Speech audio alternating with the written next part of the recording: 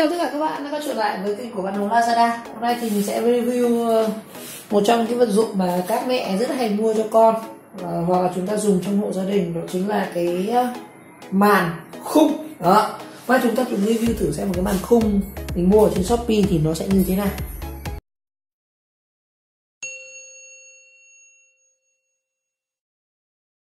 Rồi đây, cái này thì bóc rồi, cái này không phải là nguyên của hộp đâu, mình chỉ giới thiệu lại thôi.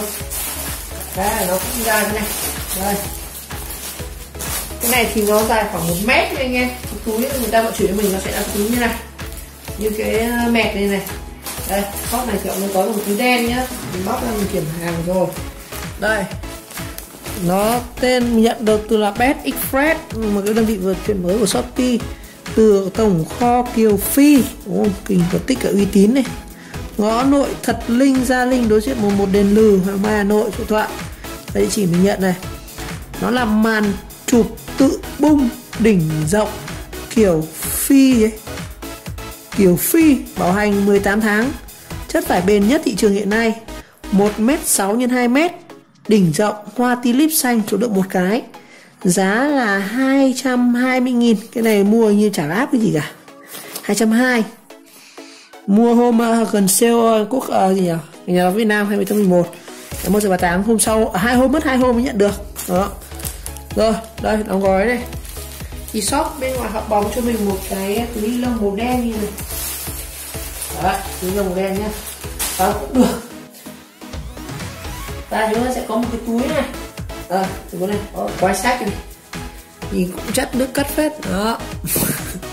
Cái này dùng xong mình có thể để cái này gọn ra để cất nhá. Tại vì bung ra thì nó cũng rất là bừa, và còn dùng xong mình có thể cho nó này treo vào tường, thì nó cũng rộng rãi thoải mái. Rồi. Đấy, ở bên ngoài chúng ta sẽ có logo là màn chụp Kiều Phi, tên của shop luôn, Kiều Phi đấy. Rồi bây giờ mình sẽ mở hộp bung thử cái túi này cho anh em nhé, sau đó tí nữa hướng dẫn anh em cách lắp vào nữa. Mình thấy mình có một cái là mình bung xong này mình lấy hoài mất gần ngày mình mới cách lắp vào. Rồi, Kiều Phi 5 sao này, thương hiệu Vì Giấc Ngủ Việt. Đó, túi màu xanh thì cũng đẹp, có quái sách, móc khóa đầy đủ, là 220. Rồi mình sẽ mở ra nhá. Rồi chúng ta mở ra. Cái màn này thì nó không nguyên bản như ban đầu nhá, tại vì mình bóc và mình kiểm rồi ấy. Chứ nguyên bản ban đầu bóc là chúng ta sẽ có hình logo đẹp lắm, như là mình bóc ra, mình không phải là người làm màn nên là không đóng gói mãi, đại khái cũng biết được một túi giới thiệu các bạn tí một cái trò túi như nào. Đấy, đi kèm thì chúng ta sẽ có cái khung này, mình không hiểu cái khung này cho là gì, cho một cái khung thép này không biết để làm cái gì luôn. Anh em nào biết thì để lại cái phần comment bên dưới video nhé, thì cũng không biết cái này để làm gì. Mở ra chúng ta sẽ có cái này, đây cái màn đây, cái màn đây nha. Đó, mở ra nó sẽ tung hê lên nhé. Giờ mình sẽ tiến hành góc rộng chúng ta bung thử luôn chỗ này. Sẽ cố gắng bung cái màn này ra hết góc này cho anh em xem là cái độ rộng của cái màn này như thế nào, và chúng ta thử xem dùng nó như nào nhá. Đây cái màn này, sau khi bỏ túi ra chúng ta sẽ có như này. Túi này. Đấy, các bạn bỏ đây trước này. Bây giờ mình sẽ bung này ra nhá.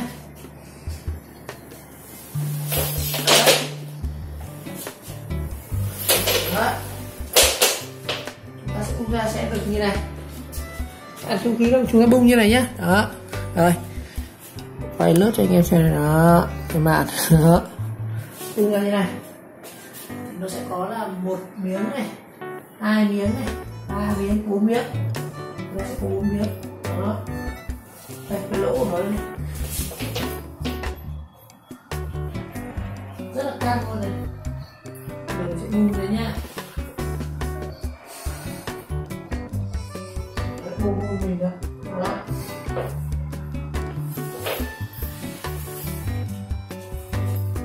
Đấy, anh em sẽ bung ra đây này.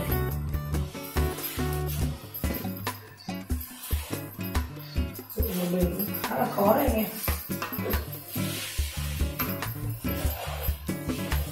Đó.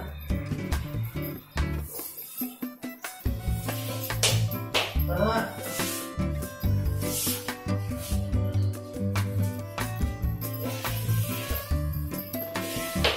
Đấy.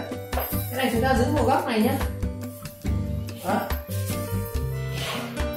giữ một góc này, chúng ta ẩn một cái này ra.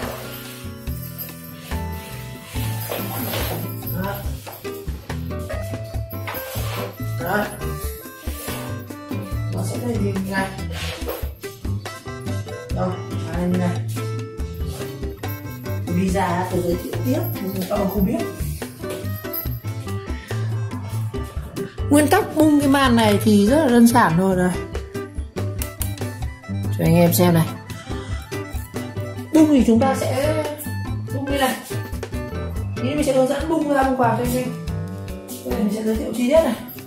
Chúng ta sẽ cái màn này chúng ta sẽ có những họa tiết gì này. Đây chúng ta có hình bông hoa. Ở trên này có như là bông hoa gì này. Nó là hoa tulip màu xanh. Đủ loại màu luôn, các bạn chọn. Và nó sẽ có những tua để chúng ta tránh muỗi này. Đấy. Thì cái mình mua đây thì nó cỡ là cái chiều này thì đây là 1m6 và cái chiều cao của nó này từ cái đỉnh chóp này xuống cái này là 2m. À 2m là cái chiều kia chứ nhỉ?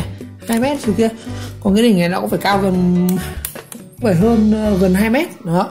Cái chiều ngang kia là 2m này, đây là 1m6. Thì các bạn đo sao cho phù hợp với giường mình thì chúng ta chọn. Đây mình sẽ quay một vòng cho anh em xem này. Không nhìn này khó hình dung đấy. Cái chóp này thì là chóp vuông nhé. Đây. Cái này chúng ta sẽ có là chóp vuông. Đó. Nó có loại chóp nhọn, đủ các loại chóp. Rộng lắm. Và nó có cửa nhá. Cửa thì nó ở bên kia mất rồi. Thì bây giờ mình sẽ giới thiệu với cái cửa của thằng này. Đây, nó sẽ có móc khóa ở đây. Nó sẽ có móc khóa 2 chiều luôn anh em. Một cái ở trong, một cái ở ngoài này. Nó có 2 chiều. Ở bên này chúng ta sẽ có một móc khóa nữa này. Có 2 chiều nữa. Quay sát ra cho anh em nhìn. Đây, chính là cái tua khóa này. Cái này nó có một đường rèm nữa này. Đó. Đường rèm chính là cái đây, cái móc khóa của nó đây, 2 cái. Để đi vào bên trong này. Đó, bên trong nhá. Đó, nó móc khóa 2 chiều luôn. Tức là một cái khóa nhưng mà nó có 2 móc ở trong và ngoài. Đó. Ở bên trong nhìn ra này. Đó. Giờ mình sẽ móc thử cho anh em xem. Bây giờ cài thử khóa nhá. Cài thử khóa thì đơn giản thôi. Bạn chỉ cần đi vào trong hàng như này. Kéo này. Đấy. Đi chậm thế đấy. Đó. Đó chúng ta kéo này. Đó. Kéo kín này. Ở trong lồng luôn. Thì cái này chúng ta sẽ móc vào đệm nhá. Nó sẽ có cái rồi chúng ta móc vào đệm này. Đó.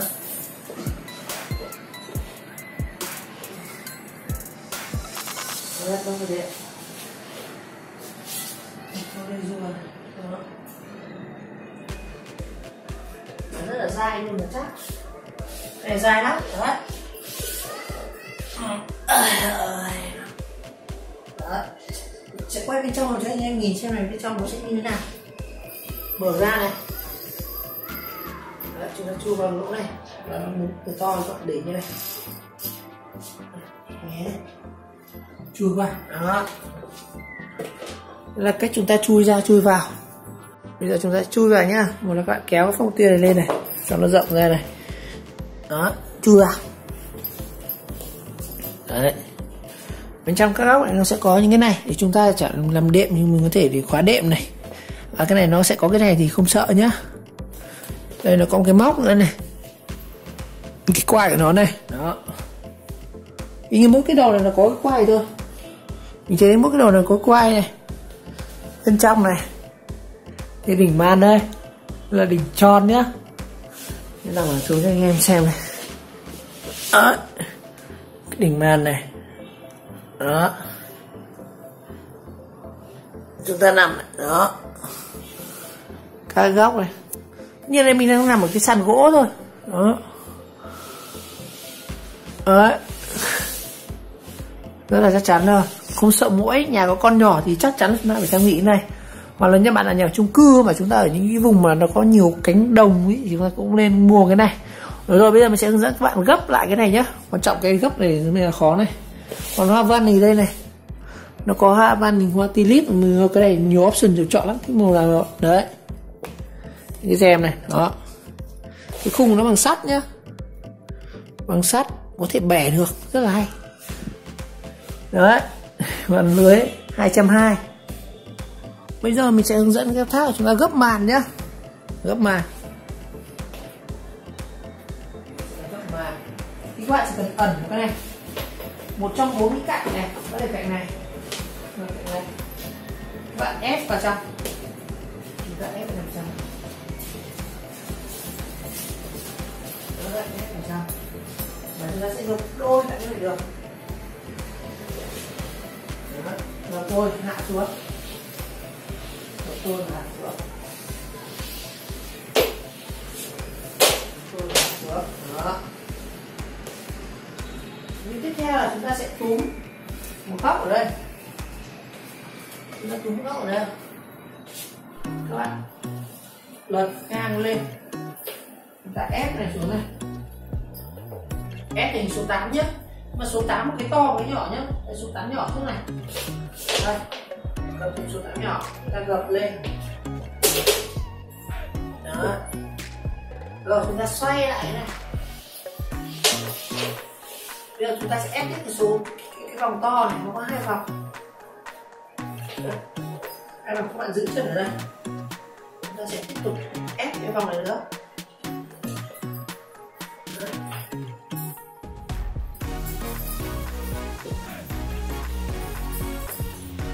Để xuống nữa đây.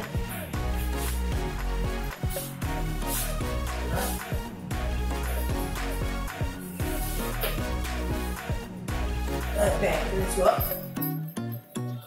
Đấy. Tiếp theo là chúng ta sẽ gập nốt cái vòng này vào. Lật ngược lại này. Quét thì chúng ta sẽ điều chỉnh to nhỏ lên. Để thành ra vào. Đó bắt đầu.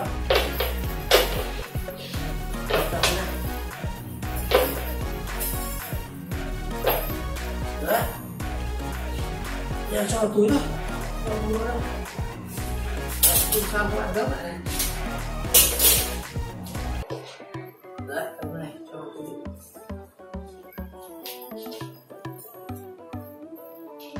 Mình thấy cái thao tác gấp màn khó phết.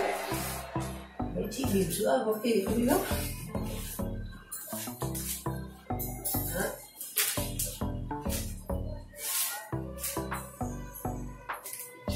Chúng ta gấp vừa cái túi này nhé. Đấy. Dễ rồi.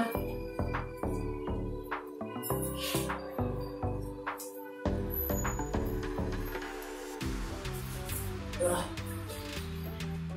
Sau đó chúng ta khóa cái khúc kia. Cho đây nói nữa. Ủa đi kèm nó có cái này cũng biết làm gì.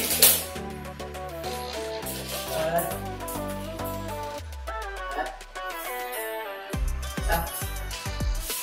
Xong chúng ta gấp màn. Như vậy mỗi lần sáng lại khởi động gấp này mất khoảng 5 phút. Rồi treo lên. Đấy, giữ cái túi để treo nhé.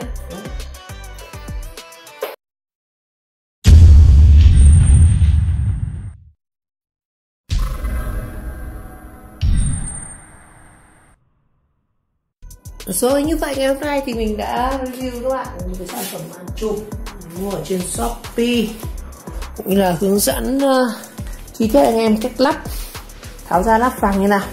Nói chung nhiều người ngại mua cái này vì thao tác lắp nó cũng hơi phức tạp, nhưng thực ra nó cũng đơn giản lắm. Nó sắt là cái sắt uốn và chúng ta cái uốn hình số 8 chúng ta bẻ đôi ra, kiểu gì kiểu không rách đâu, nhiều người sợ rách, nhưng mà còn để đóng đỏ đóng đẹp như ban đầu chắc là mình chưa làm được. Rồi một lần nữa cảm ơn các bạn đã theo dõi video clip, và nếu thấy video hay thì các bạn nhớ like, subscribe kênh và chờ đón các video tiếp theo. Chúng ta sẽ có những trải nghiệm và khám phá các sản phẩm khác nhé. Đó, ok.